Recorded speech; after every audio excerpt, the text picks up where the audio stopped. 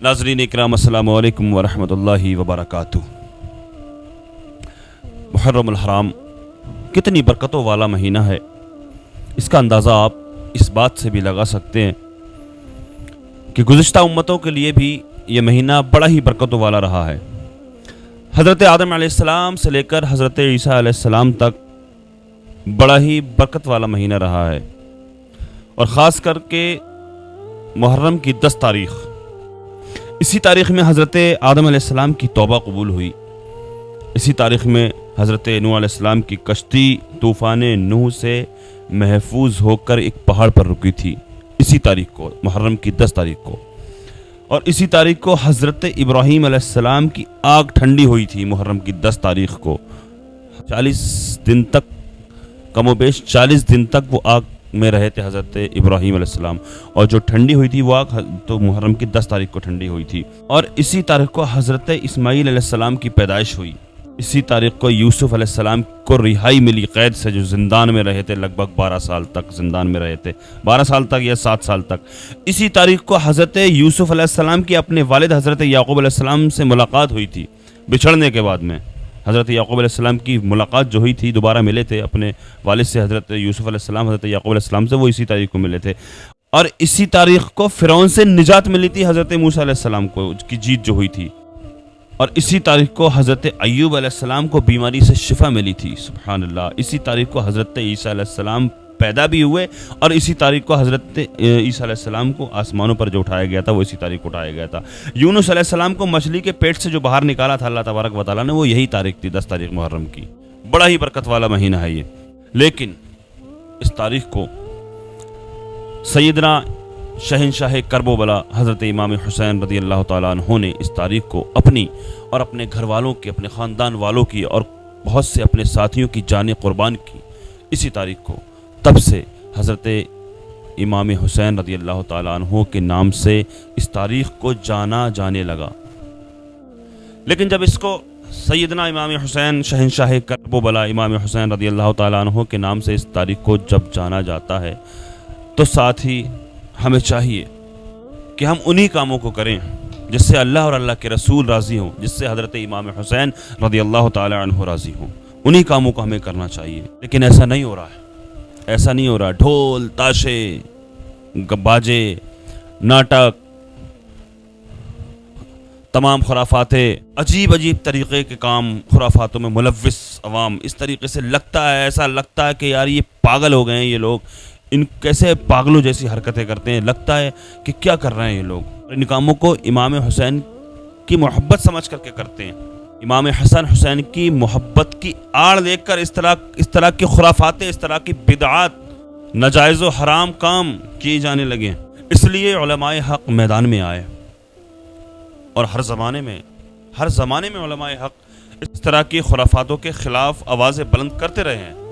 लेकिन बहुत से नाअहल किस्म के लोग वो इस तरह की बात करते हैं कि ये नए नए मुल्ले पैदा हो गए हैं। इस तरह की बात करते हैं कि पहले कोई उलमा नहीं थे, पहले कोई मौलाना नहीं थे, पहले के लोगों ने नहीं रोका, ये नए नए मुल्ले आ गए। देखिए, उलमाए हक़ हर ज़माने में रहे हैं, आज भी उलमाए हक़ आवाज़ें बुलंद करते हैं इस तरह की खुराफातों को रोकने के लिए, इस तरह की बिदात को रोकने के लिए। लेकिन कुछ लोग अमल कर लेते हैं, कुछ लोग नहीं मानते हैं, कुछ लोग अपनी ज़िद पे रहते हैं। आने वाले वक्त में भी ऐसा ही होगा। आने वाले वक्त में भी कुछ लोग इस तरह की बात कहेंगे। अभी हमारे सामने हमारे उलमा रोकने की कोशिश कर रहे हैं, लेकिन कुछ लोग हिदायत पाते हैं, कुछ लोग समझ लेते हैं, कुछ लोग नहीं मानते हैं। तो इस तरह से आने वाले वक्त में भी ऐसा होगा। कुछ लोग मान जाएंगे, कुछ नहीं मानेंगे। तो उनसे लोग इस तरह की बातें आने वाले वक्त में कहेंगे कि उलमा ने रोका नहीं, लेकिन कुछ रोकने वाले होंगे तो उनको भी यही बात कही जाएगी कि ये नए नए मुल्ला आ गए, इन्होंने पहले से नहीं रोका। इसलिए ये ढोल ताशे, ये खुराफातें, अरे अपने दिल पे ज़रा ठंडे दिमाग से ज़रा सोचो तो सही एक बार, सोचो तो सही एक बार कि दिमाग से अपने ज़रा सोचो कि इमाम हुसैन जी जो तुम करते हो ना, ये ढोल जो बजाते हो, कि इमाम हुसैन से ज़रा पूछो कि इमाम हुसैन राज़ी तो हैं इस चीज़ से। तुम्हें ख़ुद को लगता है कि जो तुम सही कर रहे हो, इमाम हुसैन को राज़ी करने के लिए कर रहे हो, या फिर ये खुराफातें करते हो, जो भी खुराफात करते हो जिस तरह की भी, ये सिर्फ मज़े लेने के लिए करते हो। खुदा का खौफ कर रखो अपने दिल में। ताज़िया, अच्छा मैं एक बात मैं आप लोगों को बता दूं, ताज़िया बनाना जायज़, ताज़िया बनाना तो जायज़ है, लेकिन कौन सा ताज़िया, किस तरह का ताज़िया? हू बहू इमाम हुसैन के روزے کی شکل بنا کر کے اپنے گھر میں رکھ لی جائے، اس طرح سے جس طرح سے ہم گنبد خضرا کی فوٹو لگا لیا کرتے ہیں، اللہ کے ولیوں کی تصاویر ہوتی ہیں. لیکن آج کے دور سے اگر دیکھا جائے تو یہ اگر نہ بھی کیا جائے تو کوئی گناہ نہیں ہے، اس سے گناہ نہیں ہے. تعزیہ اگر اس طرح جو میں نے بتایا یہ جائز تو ہے، لیکن اس طرح سے رکھنا، لیکن نہ کیا جائے تو بہتر ہے، اور اگر نہیں کیا جائے گا تو گناہ نہیں ہوگا. کیونکہ شروعات مجھے لگتا ہے کہیں نہ کہیں اسی طرح سے ہوتی ہے. میں جائز تو بتا رہا ہوں آپ کو، جائز ہے ہو بہو امام حسین کے روزے کی شکل بنا کر بطور تبرک اپنے گھر میں رکھ لیا جائے، اجازت ہے اس کی، جائز ہے تعزیہ اس طرح کا بنانا. یہ نہیں کہ نوٹنکی کرنا، چوراہوں پر رکھ کر کے وہاں پر اس سے منتیں مانگنا تعزیے سے، اس کے آگے فاتحہ پڑھنا اور وہاں جا کر کے چومنا اور اس طریقے کی حرکتیں کرنا، یہ سب ایک مجھے ایسا لگتا ہے بھائی میرے خلاف ہی ہوں گے اس کی بات کو لے کر. یہ کہیں نہ کہیں لوگوں کو گمراہ کرتی ہیں اس طرح کی باتیں. جو ان پڑھ جاہل قسم کے لوگ ہوتے ہیں وہ گمراہ ہوتے ہیں اس طریقے کی باتوں سے، منتیں مانگتے ہیں، چومتے ہیں، یہاں تک کہ پانی وغیرہ دودھ وغیرہ تک چڑھاتے ہوئے ہم نے ویڈیو اس طرح کی آتی ہیں، دودھ تک تعزیوں پر چڑھایا جا رہا ہے. اس لیے امام حسین کو اگر خوش کرنا ہے تو 10 محرم کا روزہ رکھیں. امام حسین کیا کرتے تھے امام حسین رسول اللہ 10 محرم کو کیا کرتے تھے؟ روزہ رکھے 10 محرم کا. بہتر یہ ہے کہ 10 محرم کا رکھ لیں، نہیں تو 10 اور 11 محرم کا رکھ لیں. اور اگر صرف 10 محرم کا بھی روزہ رکھیں گے عشرے کا دن کا تو تب بھی کوئی منع نہیں ہے، صرف محرم کا بھی رکھ سکتے ہیں. تو عبادت کریں، اللہ کی عبادت کریں، نمازیں پڑھیں. امام حسین نے کربلا کے میدان میں آخری سانس تک سجدے میں ہی اپنی گردن کٹا دی میرے حسین نے. تو امام حسین کو خوش کرنے کے لیے، کربلا والوں کو خوش کرنے کے لیے یہ طریقہ، یہ خرافات سے نہیں ہوں گے امام حسین خوش. امام حسین کو خوش کرنے کے لیے اگر آپ چاہتے ہیں امام حسین ڈھول تاشے سے خوش ہو جائیں گے تو آپ کی یہ غلط فہمی ہے. آپ کو لگتا ہے کہ امام حسین کے نام پر تعزیہ بنا کر گلیوں میں چوراہوں پر گھمائیں گے، وہاں پر منتیں مانگیں گے، وہاں پر تعزیہ رکھ کر وہاں پہ فاتحہ پڑھیں گے ہم، تو آپ کو لگتا ہے کہ امام حسین خوش ہو جائیں گے. تو ایسا کچھ بھی نہیں ہے. آپ اپنے دل سے خود سوچیں، یہ ڈھول جو بجا رہے ہیں آپ کو لگتا ہے کہ امام حسین خوش ہوں گے اس چیز سے؟